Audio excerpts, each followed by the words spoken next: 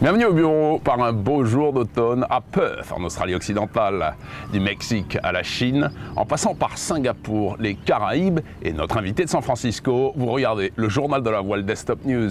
Mais d'abord, deux grandes nouvelles pour ce 1er avril 2014. Desktop News change de main et devient la propriété d'une très grande chaîne de télévision internationale. Oh, pas d'inquiétude, absolument rien ne va changer dans l'immédiat. Cependant, une des contreparties sera de vous présenter le journal de la voile quotidiennement depuis la mer. Et écoutez bien, c'est pas fini lors de la participation de votre serviteur au prochain Vendée Globe. Je sais pas vous, mais je crois qu'on n'a pas fini d'en reparler. En attendant, et pour le moment, place à l'actualité sportive de la semaine.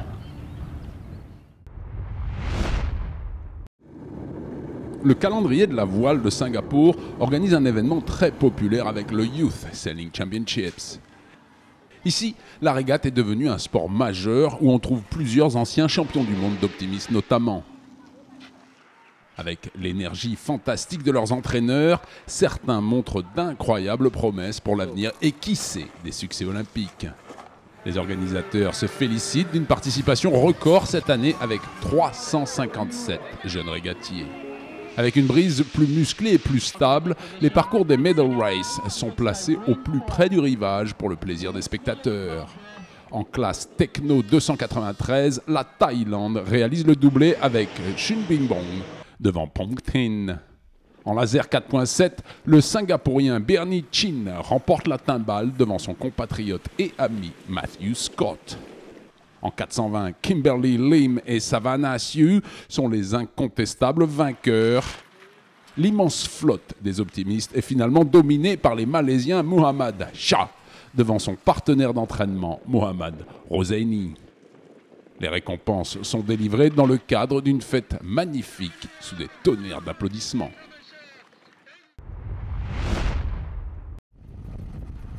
20 bateaux de 24 à 66 mètres de long participent à 3 jours de régate somptueuse à Gorda, aux îles Vierges britanniques, la Caribbean Superior Regatta.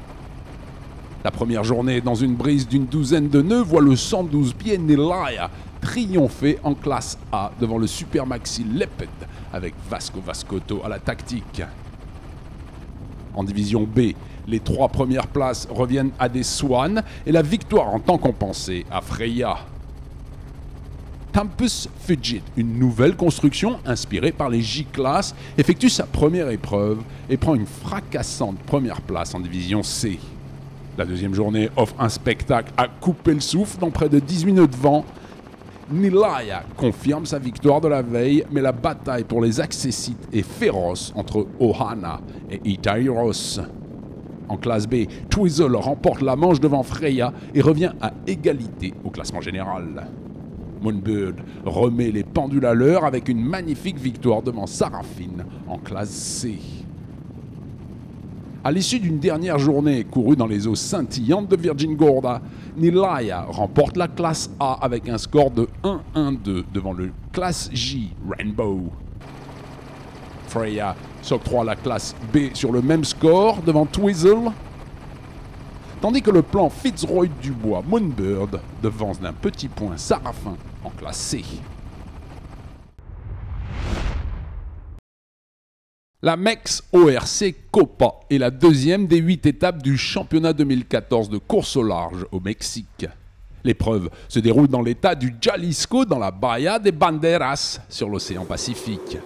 Dans de petits airs, la bataille bat son plein dès la première journée, dominée par Grand Illusion en classe ORR1, Veloz en ORR2 et Generalissimo en ORR3. La flotte, composée de bateaux de 46 à 70 pieds, a fort à faire dans les conditions très variables de la deuxième journée. Les équipages, souvent internationaux, offrent un niveau de performance très élevé. Les conditions se durcissent au fil des manches et les tendances au classement se dessinent franchement. Grand Illusion prend l'ascendant sur Vincitor au classement général, malgré le retour tonitruant de Veloz. Amachi prend la tête en classe ORR2 et ne fait qu'une bouchée de Veloz, suivi de près de Alelare. En ORR3, Bandido domine son sujet et enfonce le clou face à Generalissimo, auteur d'un bon début de régate. Dreadnought prend la 3e place.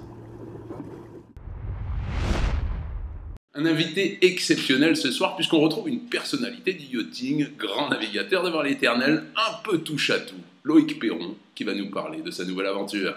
Alors salut Loïc, t'es où en ce moment et tu fais quoi? Je suis à Alameda, c'est en Californie, à côté de San Francisco. J'ai eu la chance d'y passer un an, toute l'année 2013, au sein de l'équipe Artemis. Et c'est génial ici. Donc la 35e America's Cup, Loïc Perron a re-signé, a replongé avec Artemis alors.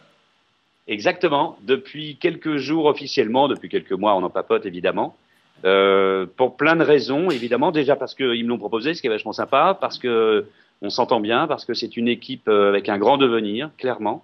Et alors, donc là, Loïc Perron, il va faire quoi chez Artemis? Comme d'habitude, un peu de tout. Ah, j'aime bien faire un peu de tout.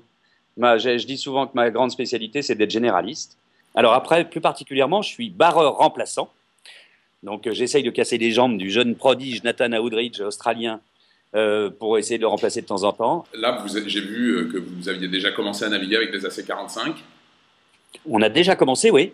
Là, on a sorti nos 2 petits bébés qui étaient sous la grue il y a quelques heures encore. On a fait une petite session, notre première session en vue de la prochaine coupe, en fait, d'entraînement, de navigation, je ne veux pas dire de remise à niveau, mais enfin, en tout cas, le but du jeu de ces courses de bateau à la voile, c'est qu'il faut faire du bateau avec des voiles, ou avec des ailes, pour le coup.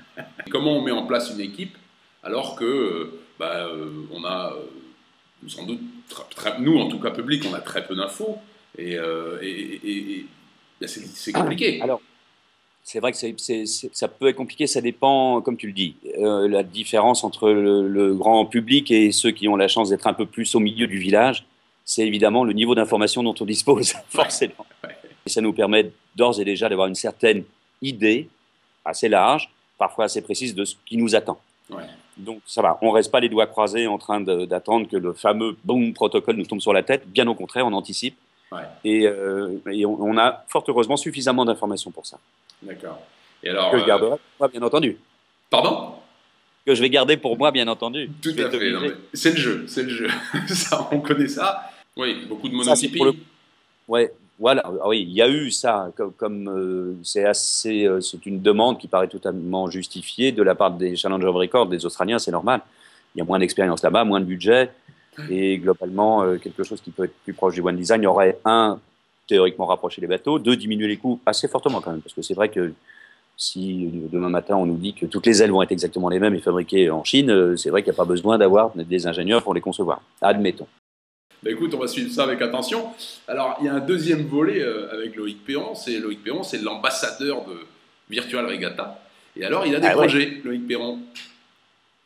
Oh, j'en ai plein. Alors là, avec notre ami Philippe Guigné de Virtual Regatta et toute la communauté Virtual Regatta, oui, j'aimerais bien faire profiter la communauté Virtual Regatta sur un truc. Alors, c'est à l'état de projet. Il ne faut pas prendre ça pour argent comptant, c'est le cas.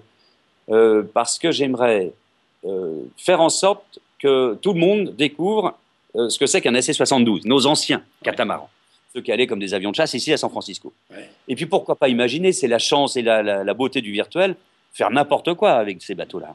Et donc, pourquoi pas se faire une petite traversée non pas de l'Atlantique, parce que ça, on fait ça tous les jours, mais une traversée du Pacifique, puisqu'on est là, à San Francisco. Donc, virtuellement, j'aimerais qu'on décolle d'Alameda, avec un AC-72, l'Artemis, bien sûr, en virtuel. Donc, tout le monde est le bienvenu. On va se bagarrer les uns contre les autres. Et vous allez vous bagarrer contre le team Artemis. Mais là, pour une fois, je vais barrer.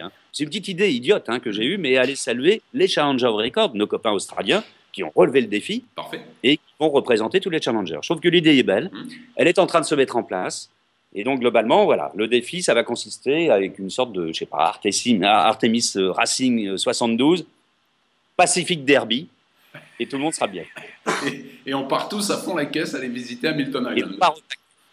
C'est pas mal. Ah oui, ça va aller vite, donc ça peut être intéressant parce que pour la première fois, tous les fans de Virtual Regatta vont traverser un océan à des vitesses jamais atteintes, donc traverser des systèmes météo beaucoup plus rapidement. C'est tout l'intérêt du multicoque quand on est en mer.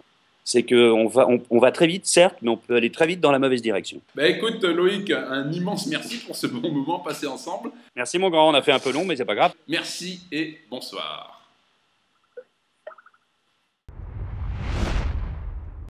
Rendez-vous la semaine prochaine, même heure, même endroit. D'ici là, au revoir et bon vent.